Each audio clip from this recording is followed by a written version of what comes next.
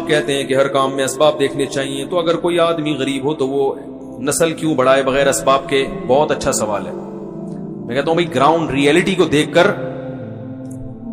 فیصلہ کرو، توکل پہ نہیں چلو، صرف توکل پہ۔ تو کسی نے سوال کیا ایک آدمی کی آمدن ہے نہیں، ایک بچہ پل نہیں رہا، تو آپ کہتے ہو بچے پیدا کرو، تو یہ تو گراؤنڈ ریئلٹی کے خلاف ہوا نا؟ یہ بڑا خاندانی سوال ہے۔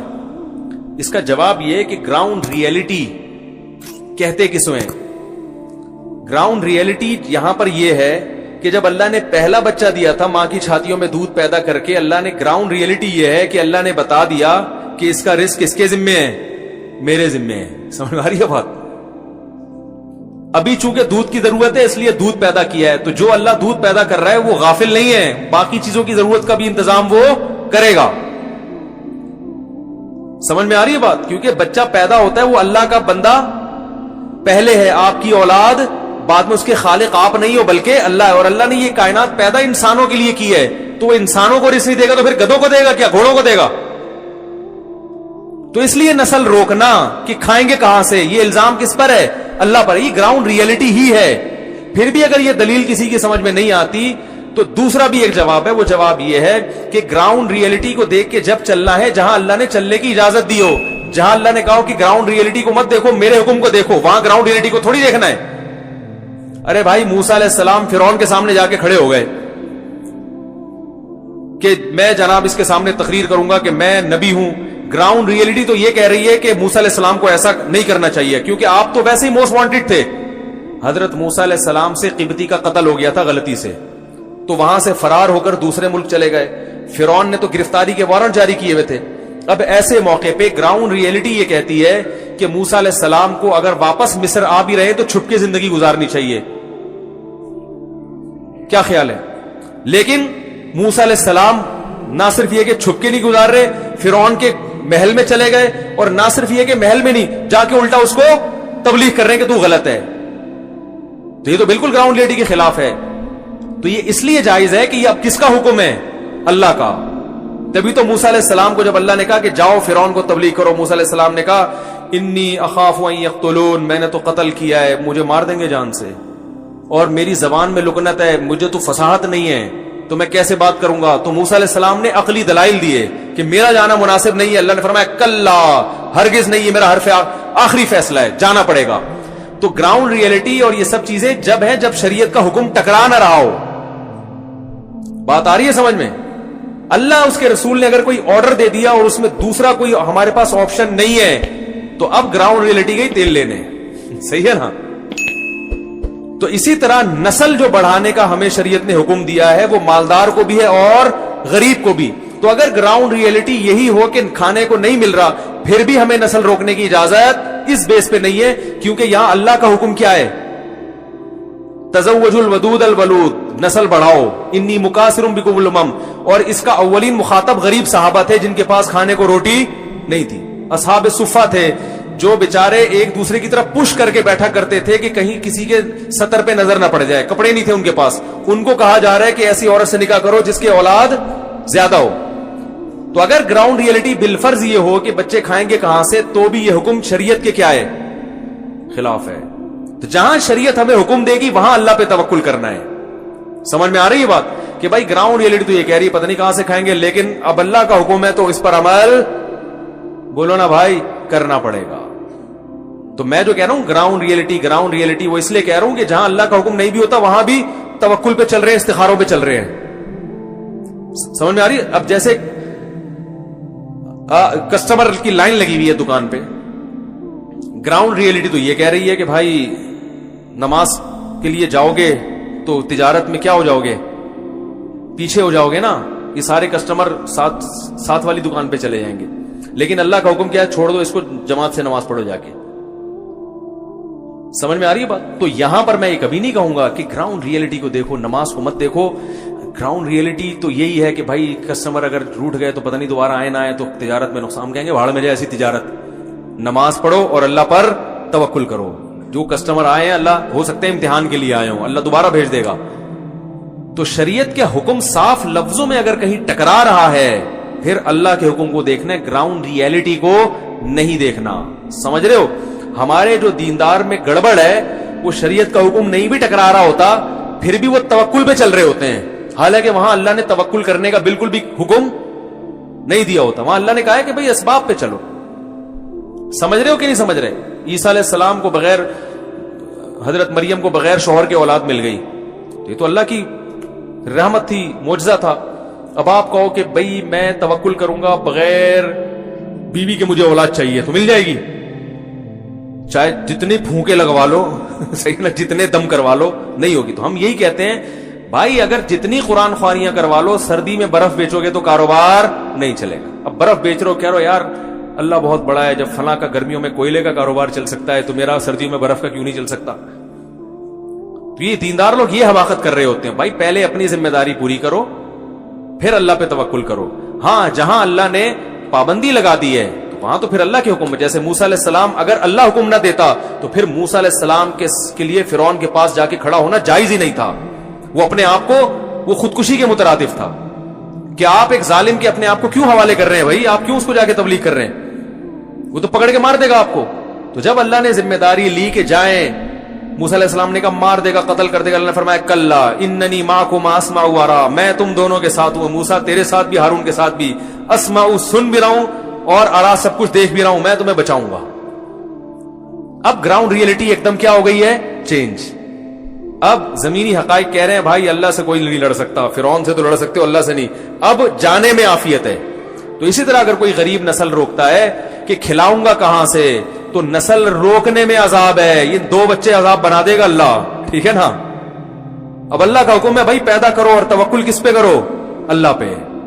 پھر اگر مصیبت آئی بھی تو وہ چونکہ اللہ کی طرف سے ہوگی, اس میں اجر ملے گا, اس میں صبر کی توفیق ملے گی. اور اگر رزق کی تنگی کے خوف سے نسل روک لی تو پھر ایک بچہ بھی گلے پڑ سکتا ہے. تبھی تو آپ دیکھو نا خرچے پورے ہی نہیں ہو رہے. 2 بچے ہیں, رو رہے ہیں یار خرچے نہیں پورے ہو رہے ہیں. میں کہتا ہوں یار جن کے 13 15 ہیں ان کے پورے ہو رہے ہیں, جن کے 2 ہیں ان کے پورے. بڑی بات نہیں کرنی چاہیے, میں شکر نعمت کے طور پہ بتا رہا ہوں. میرے الحمدللہ 13 بچے ہیں, بلکہ 14.25 ہیں, 14.25 بچے ہیں.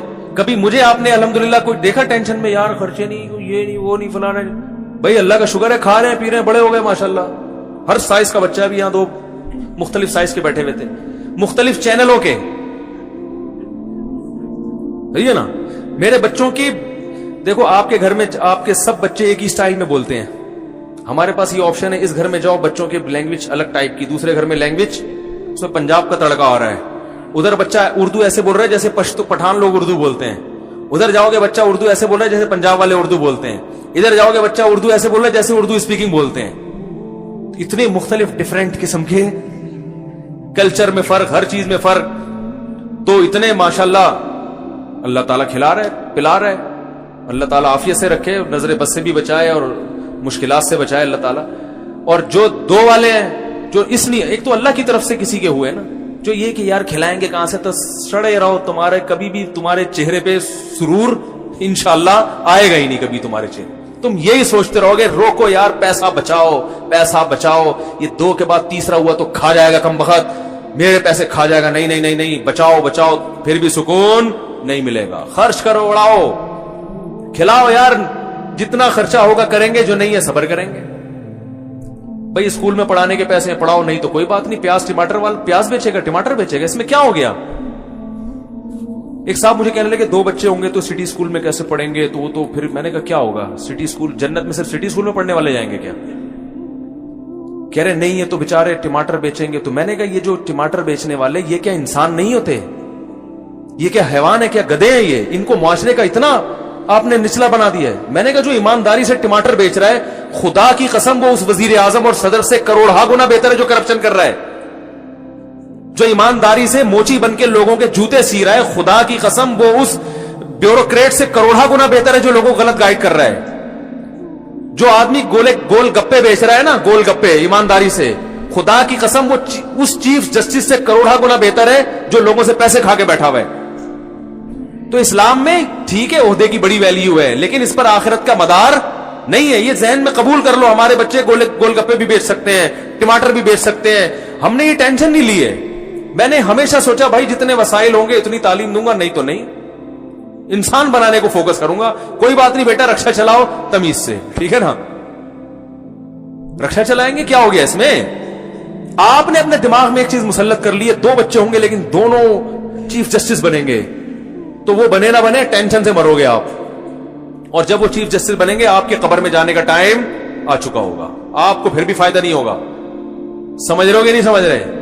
اور پھر ایک عجیب بات ہے, جو اللہ پہ اعتماد کرتا ہے تو اکثر پھر اس کے بچے رکشا چلاتے نہیں ہیں, اللہ نواز ہی دیتا ہے. اکثر اپنی زندگی میں دیکھا ہی ہے, اللہ غیب سے اسباب پیدا کر ہی دیتا ہے.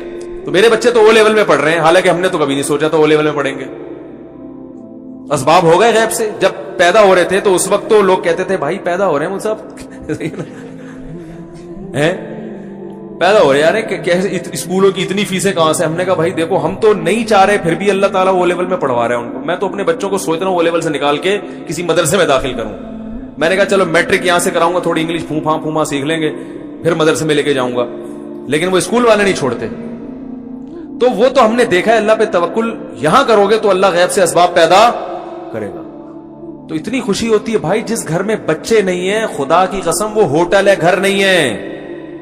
میں تو اب سفر ہوتے ہیں نا, بڑے بڑے 1000 گز کے بنگلوں میں بھی جا کے قیام کرتا ہوں, 2 آدمی نظر آتے ہیں, 4 آدمی بنگلے میں, یہ بیٹا ہے, یہ ان کی بیگم ہے, یہ ابا ہے, یہ اماں ہے, بس. یار اس تمہیں دیواریں کھاتی نہیں ہیں؟ خدا کی قسم دیواریں کھا رہی. یار کیا کرنا ہے ان بڑی بڑی ٹائلوں کا, ایئر کنڈیشن روم کا, اتنے لگژری صوفوں کا, کیا کرنا ہے جب بندہ ہی نہیں ہے اس میں؟ مجھے اتنی اللہ شکر نعمت کی توفیق دیتا ہے, جب میں سفر کرتا ہوں مالداروں کے گھروں میں جاتا ہوں نا, جب 1000 گز کے بنگلے, میں کہتا ہوں یار میرا گھر اتنا بڑا نہیں ہے لیکن سکون اس میں الحمدللہ زیادہ ہے. کیونکہ جب گھر میں جائیں گے سب سے پہلے بچے استقبال کرتے ہیں, ٹھیک ہے نا. ہر چیز کا مزہ ہے جس گھر میں بچے ہیں. قربانی کا جانور ہو لاؤ گے اس کا مزہ ہے, بچے انجوائے کرتے ہیں. ابو کیا لے کر آ رہے ہیں, گاڑی خریدو گے اس کا مزہ ہے, بچے دیکھیں گے ابو نے کون سی گاڑی. بائک خریدو گے, رکشا خریدو گے نا, سب سے پہلے بچے انجوائے کرتے ہیں, ہمارے ابو نے رکشا خریدا. تو اصل میں انسان کو خوشی ہوتی ہے بچوں کی خوشی دیکھ کے. بچوں کو ختم کر دو تو پھر کسی چیز کی خوشی نہیں ہے.